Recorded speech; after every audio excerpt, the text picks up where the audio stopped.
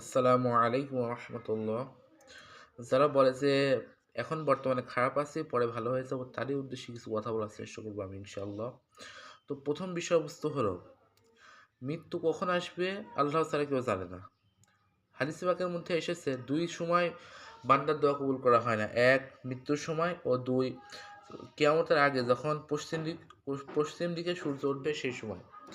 দ্বিতীয় হলো যে অভ্যাস একদিনে পরিত্যাগ করা যায় না, অভ্যাস ধীরে ধীরে পরিত্যাগ করতে হবে, এবং শুরু থেকে আমরা যদি চেষ্টা করি তাহলে ইনশাল্লাহ অতি শীঘ্রই আমরা ভালো হতে পারবো। তৃতীয় যে বিষয়বস্তু হলো, যদি আমরা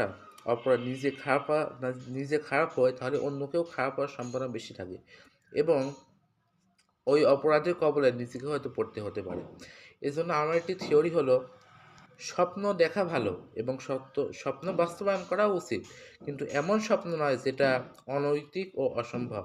এখানে অসম্ভব বলতে করা যাবে না এমন কিছু নয়, যেটা সম্ভবই নয়, যেমন পৃথিবীকে ধ্বংস করা, মৃত্যুবরণ না করা ইত্যাদি। এটি বোঝানো হয়েছে। তো সবাইকে ধন্যবাদ।